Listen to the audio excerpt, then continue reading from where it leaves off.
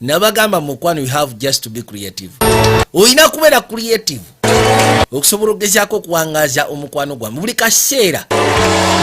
Oteekeddwa liisho okubaako ekintu ekyenjawulo ky'okuliyetinga mu relationship yammwe, kubanga ebyo byokola mu relationship ebiseera bisinga ze zifuuka memories ezo ezisobola okuwangaaza omukwano gwammwe, ezisobola okuwangaaza okwagalana kwammwe.